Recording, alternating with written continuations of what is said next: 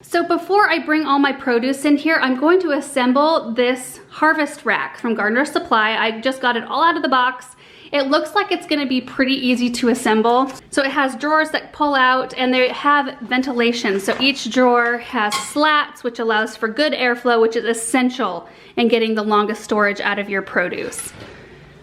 And that is the pile of screws that came with the harvest rack, so it can't be that hard, right? There isn't that many pieces. That was surprisingly easy to put together. I'm so pleasantly surprised because usually I have a harder time putting things together.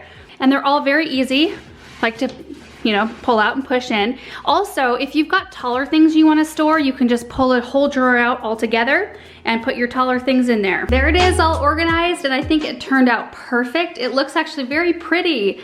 So I think I'll just give you a quick tour and then we'll talk a little bit more about how long each of these will store and some more detail. So top drawer of the harvest rack, I put taller things like the taller pumpkins and the bigger acorn squash because I don't need to worry about pulling it out. I can just reach over the top.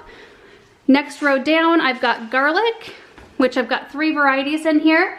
We've got chestnut, we've got German red in this little berry basket, red toque, and then here are my unnamed varieties that I'm trying to work through first. Next drawer, we've got 4 butternut squash with a little bit of room to spare. Next row, and I'm not gonna pull this all the way out, but we've got the smaller buttercup squashes, and then the smaller acorn squash.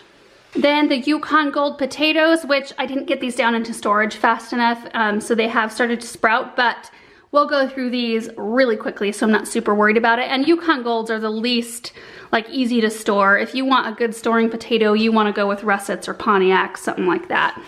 And then that row is all the big butternut squash. In the instructions of this harvest rack, I found this very helpful. Let me turn the camera around. So I'm just gonna kind of hover on this for a second in case you want to pause, but I'm sure you can find this on their website as well. There's some really great guides as to what kind of crops store at what type of temperatures and in what humidity. So I've got quite a few varieties of things I'm storing, and some of them actually like to be stored differently than others slightly, and you can find out all kinds of information if you start to research food storage, and I'm definitely not an expert. I've been storing this kind of stuff really for the amount of years I've been gardening. Like your squash, your pumpkins, and sweet potatoes actually like to be a little bit warmer, like 50 to 55 degrees, and kind of on the drier side.